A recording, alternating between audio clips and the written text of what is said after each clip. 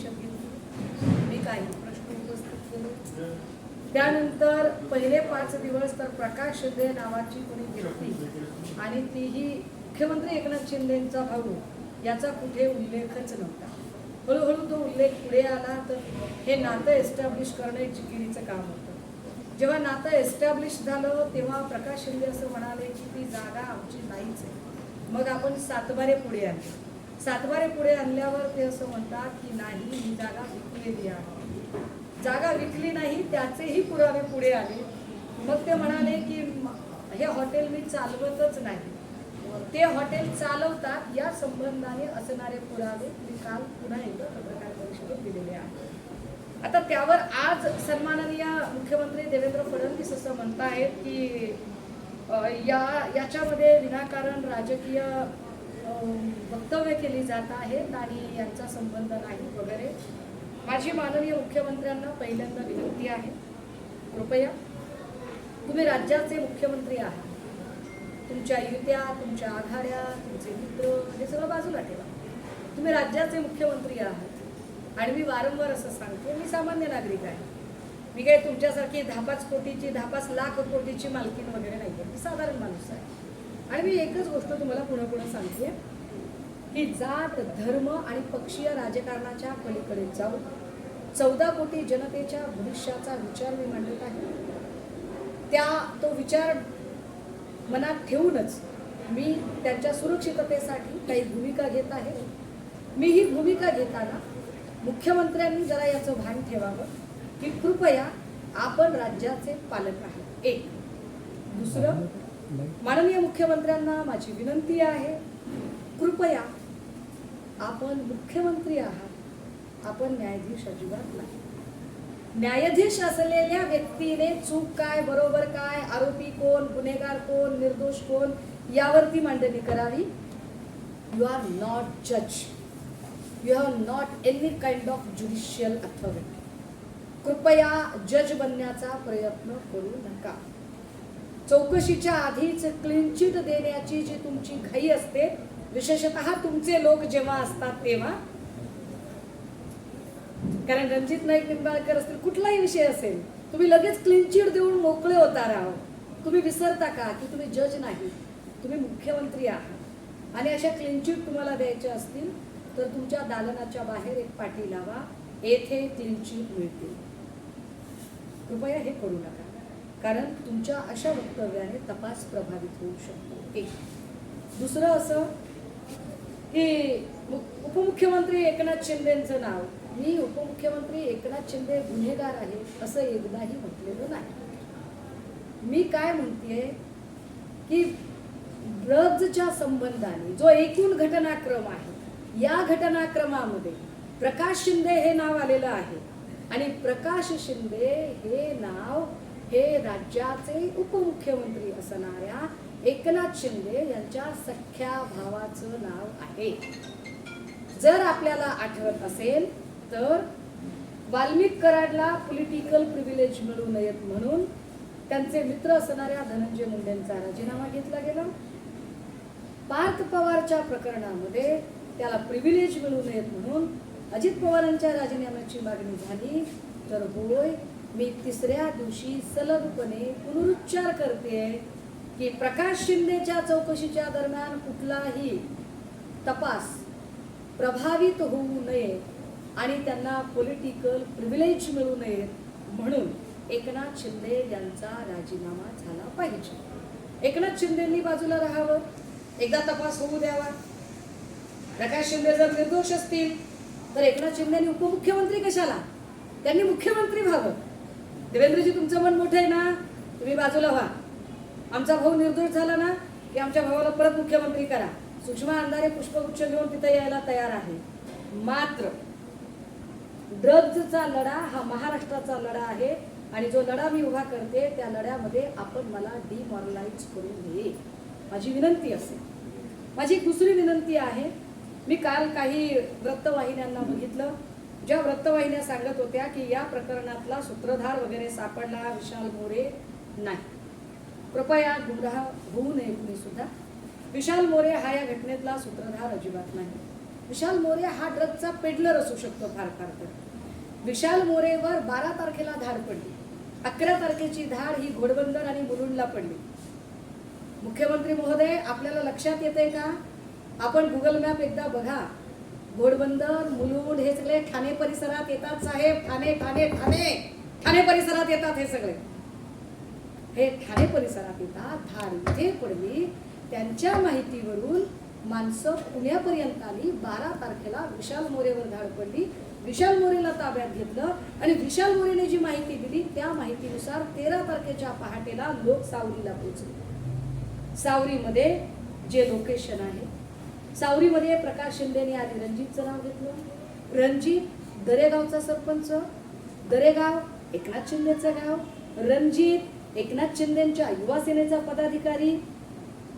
मी किती गोष्टी किती वेळा त्याच गोष्टी सांगू की मुख्यमंत्री देवेंद्र फडणवीसांना हेच ऐकण्यात रस आहे, की मुख्यमंत्री देवेंद्र फडणवीसांना हे ऐकण्यात जास्त रस आहे की तुम्ही पुन्हा पुन्हा एकनाथ शिंदेच्या संबंधाने चर्चा करत राहा. तर चला मी तुमची इच्छा पूर्ण करते की हे सगळे संदर्भ जे फिरून फिरून फिरून येतात ते एकनाथ शिंदेचे नातेवाईक, एकनाथ शिंदेचं गाव, एकनाथ शिंदेची वडिलोपार्जित प्रॉपर्टी, एकनाथ शिंदे आत्ता जिथे राहतात तो ठाणे जिल्हा, या सगळ्यांशी संबंधित येतात. मी तर्कशुद्ध प्रश्न विचारलेले आहेत. माझ्या तर्कशुद्ध प्रश्नांची उत्तरं मला मिळायला हवी. आणि हो, 2 पत्रकार परिषदांमध्ये माझ्याकडून जी गोष्ट राहून गेली, बोलण्याच्या ओघात राहिली, एक की विशाल मोरे हा पेडलर आहे, विशाल मोरे हा सूत्रधार नाही. माध्यमांनी कृपया घाई करून विशाल मोरेला सूत्रधार ठरवून प्रकरण गुंडाळलं जाईल, याला मदत होईल असं काहीही होता कामा नये. कारण विशाल मोरे हा फक्त पोहरा असेल. आपण याच्या आधी असं केलेलं आहे. आपण काय ते अक्षय शिंदे एन्काउंटर प्रकरण असेल, रोहित आर्या एन्काउंटर प्रकरण असेल, असे एन्काउंटर करून तुम्ही प्रकरणं दाबण्याचा प्रयत्न केला. मला भीती वाटते तुम्ही विशाल मोरेचं एन्काउंटर करा. मी पुन्हा पुन्हा म्हणते की विशाल मोरेच्या सुरक्षेची गरज आहे. मी पुन्हा पुन्हा सांगते की आत्मजी सावंत जे PI ज्यांनी धाड टाकली त्यांना सुरक्षा देण्याची गरज आहे. मला मुख्यमंत्र्यांनी सुरक्षा पुरवली पाहिजे. महत्वाचं NDTVने जो एक व्हिडिओ प्रकाशित केला होता ज्याच्यामध्ये 5 दिवसानंतर पुन्हा एक ड्रग साठा सापडलेला आहे. ज्या ड्रग साठ्यामध्ये एक PI दिसतोय, मला वाटतं कोणीतरी पत्रकार, राहुल तपास हे पत्रकार आहेत आणि हे पत्रकार प्रश्न विचारत आहेत. पुन्हा एकदा कॅन दिसतोय, पुन्हा एकदा हे सगळं दिसतंय. याच्यानंतर सुधीर पाटील, PI सुधीर पाटीलवर दबाव येण्याची शक्यता आहे. कदाचित PI सुधीर पाटीलला सस्पेंड वगैरे करून आपण कसे पारदर्शक वगैरे आहोत असं दाखवण्याचा प्रयत्न होम डिपार्टमेंटकडनं होऊ शकतो. तर कृपया तुम्हाला वाटेल की तुम्ही असं करून प्रकरण थांबवाल तर ते थांबणार नाही. कारण मी उद्या वोटिंग आहे नगर परिषदेची, परवा दिवशी काउंटिंग आहे. त्यामुळे वोटिंग आणि काउंटिंगच्या दिवशी मी याच्यावर आता काही बोलणार नाही. मी 22 आणि 23 तारखेला पुन्हा बसेल. मी पुन्हा काही खुलासे घेऊन येईल. मी पुन्हा सांगते, या काळात मला काहीही झालं तर जबाबदारी तुमची असेल सरकारने. बाकी माझ्यावर धाडी टाकणे, माझ्यावरती शिंतोडे उडवणे, मला धमकावणे, माझ्यावर दबाव आणणे, अशा ज्या काही तुमच्या टॅक्टिक चालू आहेत त्या टॅक्टिकचा काहीही परिणाम होणार नाही. कारण मी अत्यंत चळवळीतला सडाफटीक माणूस आहे आणि आमच्यासारख्या सडाफटीक माणसाकडे जपायला 2च गोष्टी असतात साहेब. एक आमची आबरू, आमचं चारित्र्य, आणि दुसरे आमचं इमान. आणि आमचं इमान तुमच्यासारखं विकलं जाऊ शकत नाही. शंभूराज देसाई, दिस इज फॉर यू. आमचं इमान विकलं जाऊ शकत नाही, तुम्ही विकत घेऊ शकत नाही. हा प्रश्न पक्षीय राजकारणाच्या पलीकडे जाऊन कुठल्याही पक्षाने सांगितलं तरी थांबत नाही. लक्षात घ्या, कुठल्याही पक्षाने, कुठल्याही पक्षाने सांगितलं तरी थांबत नाही. हा प्रश्न महाराष्ट्राच्या भविष्याशी संबंधित आहे. कृपया मुख्यमंत्री देवेंद्र फडणवीस यांनी या प्रकरणामध्ये निष्कारण न्यायाधीशाची भूमिका बजावू नये. ज्या क्षणी वाटेल की नाही सगळे निर्दोष आहेत, तुम्ही म्हणजे तुमचं फार प्रेम आहे ना एकनाथ शिंदेजींवर, तर तुम्ही एकनाथ शिंदेंना मुख्यमंत्री करावं. अभिनंदनाचा बुके घेऊन मी येते. तुमचं मन किती मोठं आहे आणि तुमचं एकनाथ शिंदेवर किती प्रेम आहे याची जंत्री जर मी वाचायला घेतली ना देवेंद्रची, तर असो त्याच्यावर 2 दिवस. एक बातमी आहे ही ड्रग्ज प्रकरणाचा मुखिया कोण, वर्तमानपत्रातली बातमी आहे ही. त्याच्यामध्ये ओंकार डिगेला क्लीनचिट कशी, कसं काय तुम्ही सोडता बरं? चला सर्वसामान्य माणूस असेल तर तुम्ही त्याला 50 वेळा बेजार करताय. हा माणूस धडधडीत तिथे सापडला, तुम्ही त्याला पांढऱ्या रंगाच्या एर्टिगामध्ये जाऊ दिलं, परत आणलं. काल माझ्या पत्रकार परिषदेनंतर तुम्ही त्याला चर्चेला बोलावलं, पाठवलं. चर्चेला बोलावता अरुटात कसली चौकशी करणार आहात तुम्ही? कारवाईत काळबेरा असल्याचा संशय. ते बसलेले आहेत तिकडे. माणिकराव कोकाटे खरंच आजारी असते तर राष्ट्रवादीचे सगळे लोक भेटायला नसते का गेले? पार्लेजीचा बिस्किट पुडा घेऊन गेले का ते? नाही. याचा अर्थ माणिकराव कोकाटे आजारी नाहीये. समजा 1 मिनिटासाठी आजारी आहेत असं गृहीत धरलं, मेडिकल अरेस्ट दाखवता येते, दाखवली का? नाही. कालपासून पोलीस थांबले, अजून अटक नाही. का अटक नाही? देवेंद्रजी, ही किती लाजीरवाणी आणि केविलवाणी गोष्ट आहे. ही गृह मंत्रालयाची अवस्था तुम्ही दात नसलेल्या वाघासारखी करून टाकलेली आहे. मी कालच म्हटलं, मला ते सकाळी बोलले होते की पृथ्वीराज बाबा हे अत्यंत अनुभवी होते. स्वर्गीय इंदिराजी गांधी सोनियाशी पंतप्रधान बघण्याची इच्छा एका मोठ्या वर्गाची आहे, पण त्याच वेळेला रेशीमबागेची इच्छा अजून काही वेगळी असू शकते. पण जर दोघांच्या इच्छा इतक्या मोठ्या असतील तर योगी आदित्यने हे सर्वेश्वरा कुणाकडे बघायचं बरं? त्यामुळे हा जो कलगीतुरा आहे हा उत्तम पद्धतीने रंगलेला आहे.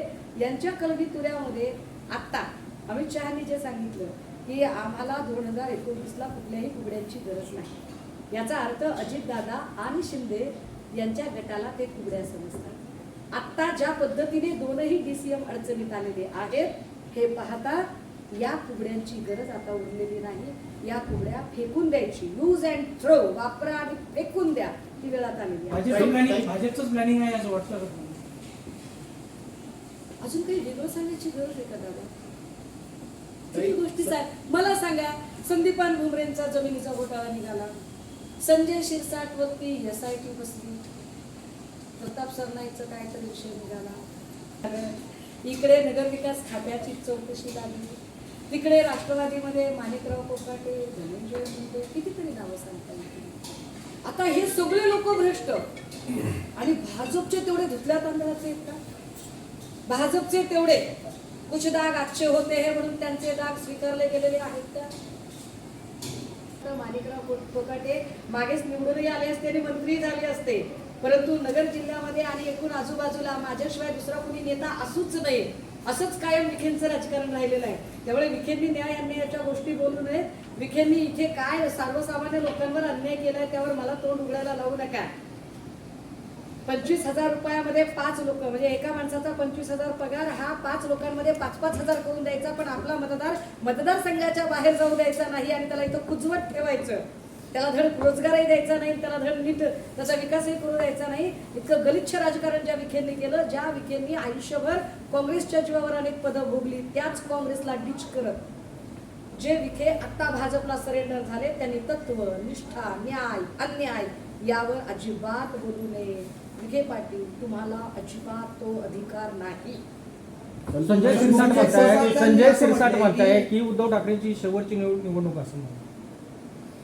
संजय शिरसाटचं काय सांगू बाबा, काय सांगू आता ह्या माणसाचं. मागच्या टर्ममध्ये ज्याचा मंत्रिपदाचा शिवलेला कोट ॲमेझॉनवर विकावा का नेटफ्लिक्सवर विकावा अशी चिंता ज्याला पडली होती, ज्यानं 5 वर्षामध्ये 10 पट प्रॉपर्टी जमा केली, ज्याची लपडी काढायची जर ठरवली तर साधारणतः लपडी आर्थिक आणि सगळ्या अर्थाने ही काढायची ठरवली तर लग्नाची आहेराची यादी वाचली जाईल, त्यानं उगं घुमान बसावं. SITची जी चौकशी लागली ना त्याची चिंता करावी, बाकी चिंता करायला आम्ही समर्थ. भाजपची भूक भागत नाही, दररोज त्यांच्याकडं इन्कमिंग होतं. नाही, भूक भागत नाही असं नाही. याचा अर्थ भाजपमध्ये ना 2 गुण असून बोलले. एक, भाजपने स्वतःच्या निष्ठावंत आणि अत्यंत ज्यांनी कष्टाने भाजपला सत्तेत आणण्यासाठी प्रयत्न केले अशा सगळ्या लोकांना भाजपने आता वापरा आणि फेकून द्या